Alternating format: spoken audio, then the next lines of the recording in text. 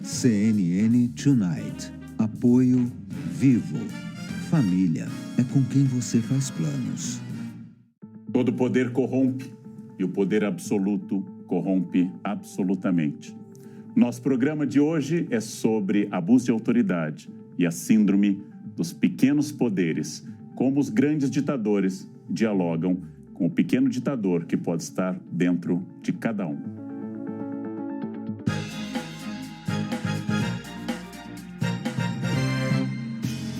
Boa noite, começando o nosso CNN Tonight, já com a sabedoria de Leandro Carnal aqui já na nossa cara, para conversar hoje sobre um assunto que está rendendo bastante essa semana, como o Carnal antecipou. Abuso de autoridade, síndrome do pequeno poder. Por que a gente teve a ideia de falar sobre isso? Com certeza você acompanhando o noticiário viu que no último fim de semana o vídeo de um desembargador se recusando a usar máscara em Santos gerou muita repercussão na internet. Você está com a imagem na tela aí. Ele diz no vídeo que é direito dele usar ou não a máscara, pega o telefone, diz que vai ligar para o secretário de segurança da cidade. E em vários momentos ali, ele intimida o guarda municipal, lembrando dos cargos que ele já ocupou, das pessoas que ele conhece. E aí esse vídeo levantou uma discussão que a gente trouxe para a nossa mesa aqui no Tonight. O famoso, você sabe com quem está falando? Esse é um comportamento de pessoas que se sentem acima de tudo e de todos, né, Carnal? Na verdade, eu acho que é um efeito, Mari, de um certo mandonismo, uma característica da política brasileira e da sociedade brasileira. A figura simbólica do mandonismo era o coronel. Eu não apenas mando em você, eu não apenas influencio o seu voto, mas sou também seu padrinho, mando matar também se você me desobedecer. O mandonismo, a relação pessoal de autoridade, é aquela que confunde o cargo com a pessoa, confunde a função com o serviço e, por exemplo, no caso em questão, se esquece que a autoridade ali não é o desembargador, a autoridade é o guarda fazendo cumprir a lei clara, a lei aberta. E quando eu digo essa lei não é para mim, porque eu conheço o secretário, eu tenho um caso de mandonismo com clientelismo, quer dizer, a lei é para os outros, me exclua da lei, porque afinal eu sou um desembargador, eu sou branco, eu sou poderoso e sou uma pessoa que acha que o cargo é aquilo que eu sou e não o cargo está para o serviço dos outros. Esse é um dos grandes defeitos da sociedade brasileira, visível aqui graças ao celular, mas isso tem mais de 500 anos de prática no Brasil. Isso, inclusive, que eu ia perguntar para a Gabi, né? Porque quando a gente vê um caso desse que repercute bastante, quando você vê o vídeo, a pessoa fica indignada. Sim. Mas acontece eventualmente... acontece mais do que a gente pode ver, né? Nem sempre tem um vídeo. Eu achei várias coisas muito interessantes da fala do Carnal. Acrescentaria mais um ponto, que é o fato do desembargador ter chamado o Guarda Civil Metropolitano de analfabeto. Outro traço distintivo. Então, a gente demorou muitos anos até que a gente reconhecesse o direito ao voto também aos analfabetos. Mari, a gente falou que o abuso de autoridade é uma prática cotidiana. E é interessante que a gente se sinta incomodado com essa cena, quando ela é muito explícita. E quando o abuso de autoridade é cometido contra alguém que a gente não acha que merece aquilo, porque aí a gente tende a ficar indignado. Mas recentemente a gente discutiu no Brasil a aprovação de uma nova lei de abuso de autoridade, que vinha substituir um diploma legal da época da ditadura militar, de 1965.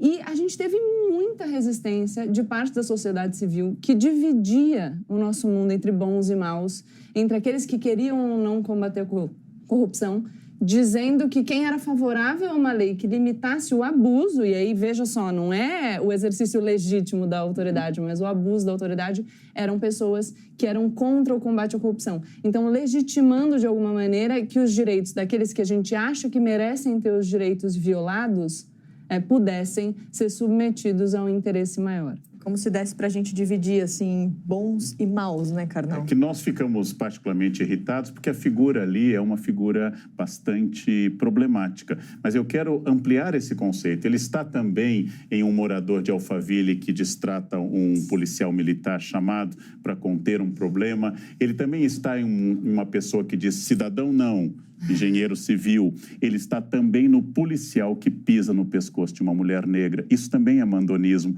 isso também é descobrir, constatar e exercer quem é que eu vou excluir do amparo da lei. Alguém que está abaixo de mim, porque eu sou um policial e você é uma mulher negra, ou porque eu sou desembargador e você é um mero guarda civil. Você é um analfabeto, você não tem o cargo que eu tenho. Ou seja, nós não incorporamos um princípio de 1789, a igualdade. Está na lei, isonomia jurídica, não está nos corações ainda.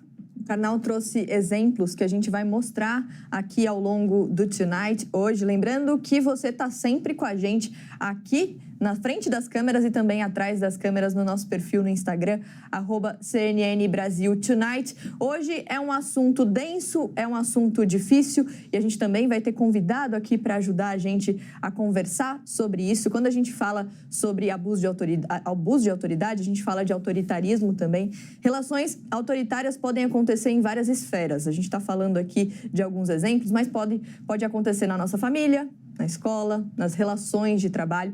Isso existe em toda a sociedade, inclusive aqui no Brasil, né, Gabi? Claro, acho que a forma como a gente se relaciona com as pessoas reproduz muito do que a gente tem na vida íntima quando a gente vai para a vida pública. Se a gente for avaliar os estudos feitos sobre a personalidade autoritária, a gente vai ver que muitos estudiosos, por exemplo, o Adorno, e aqui eu já faço a ressalva de que eu sei que existem questionamentos em relação aos métodos, mas ele vai trazer a relação do indivíduo com os seus pais, então o ser vítima de uma educação opressora e depois o exercício do autoritarismo na lida com as pessoas no espaço público. Se a gente aprende a obedecer, se de alguma maneira a gente aprende que a gente precisa se submeter a um poder absoluto, a gente tende a ser autoritário com as pessoas que estão abaixo de nós. Karnal, se a gente fala de autoritarismo, a gente está falando de relação de poder. O problema não é o poder em si, mas a maneira que a pessoa reage àquilo. Não, o poder não é em si negativo. Eu sou o pai, eu levo meu filho para tomar a vacina de sarampo, ele diz não, eu sento a força e vai tomar, porque o bem maior da saúde da vida dele é superior à vontade ou à dor física momentânea. O poder, seja ele carismático, seja ele político, seja do pater família, o poder não é em si ruim. O poder é ruim quando ele acha que ele existe para servir a ele mesmo. Ou seja, não é que eu sou professor e tenho autoridade sobre os meus alunos, mas a minha autoridade é uma autoridade a serviço. Por que é que eu posso pedir a você, aluno, que não grite? Porque isso vai atrapalhar o aprendizado dos outros. Mas eu não posso pedir que você não grite porque eu não gosto de grito. Porque eu não estou ali para exercer a minha vontade, mas um interesse coletivo. Quanto mais alto eu subo, mais gente eu sirvo. Essa é a regra do poder. Agora, você sabe com quem está falando, é algo terrível, porque significa você deve reconhecer o meu cargo e não o meu serviço, a minha posição e não o meu intuito de servir a sociedade. Esse é um defeito que vai da sala de aula e das famílias até o topo da nossa pirâmide de poder. Achar que eu estou ali para ser servido. Ô, Mari, eu acho interessante a gente pensar no seguinte, o Karnal fala de diversas formas de o poder se manifestar, então ele tem diversas justificativas. Então a gente pode pensar num poder que se impõe pela força ou num poder que se impõe pela persuasão. Quanto mais frágil vai ficando essa relação, quanto mais as pessoas que estão submetidas àquela relação de poder começam a questionar a legitimidade do poder, mais o líder autoritário se sente ameaçado e aí tende a descambar para o autoritarismo, que é essa imposição da própria vontade sobre todas as outras vontades. Então você parte de uma concepção fundamental de desigualdade entre os seres humanos. A minha vontade vale mais do que as outras vontades porque eu estou num nível mais elevado e eu me imponho. Bom, e o que é poder? A gente incluiu aqui na nossa conversa a historiadora e antropóloga Lilia Schwartz, e ela falou que vários teóricos já falaram sobre isso, já trataram desse tema, claro, e ela trouxe a visão de dois pra gente. Vamos ouvir.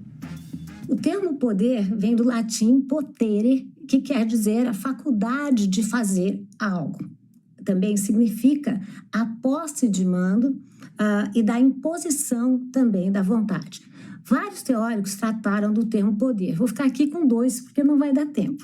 O primeiro deles, Max Weber, chama a atenção que o poder significa a imposição da vontade de uma pessoa ou de instituições sobre os demais indivíduos de uma nação.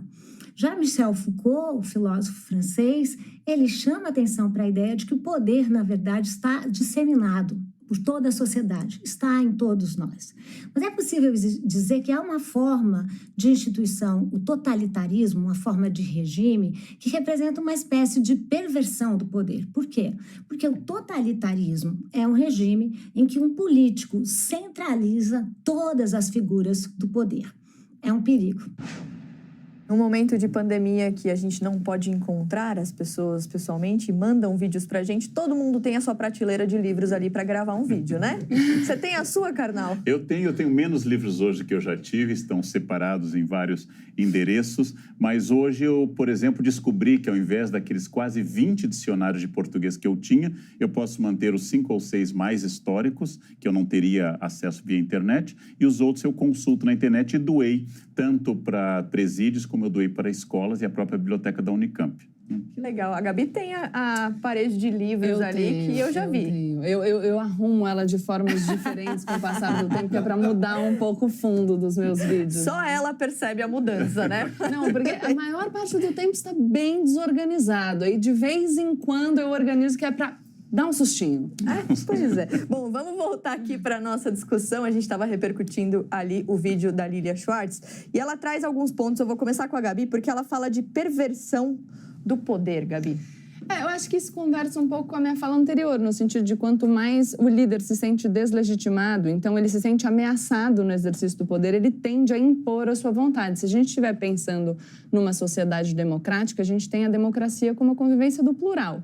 Então eu tenho várias interpretações do mundo, várias ideias de como construir um mundo melhor e eu preciso trabalhar pelo consenso. Se eu tenho um líder que não quer ser questionado na sua visão, e aí a gente pode até fazer uma conexão com os líderes populistas que simplificam a interpretação de um mundo complexo, fazendo um embate entre os bons e os maus, o povo e a elite, e aqui colocando o povo como um grupo que só tem uma ideia, né? O povo verdadeiro é só o que pensa como eu, ele vai impor essa vontade. Então, um regime autoritário é o contrário de um regime democrático, embora, e aqui fica sempre um aviso para que a gente tenha cuidado, o líder autoritário pode se esconder atrás de vestes simbólicas democráticas. Então, eu posso manter as minhas instituições que representam a vontade de baixo para cima funcionando, mas funcionando só num plano simbólico, porque, na verdade, eu quero concentrar todo o poder na minha mão e, geralmente, na mão do executivo, para eu poder fazer o que eu quiser sem nenhum tipo de questionamento, porque eu sou o representante do verdadeiro povo. Essa é a vontade que deve prevalecer.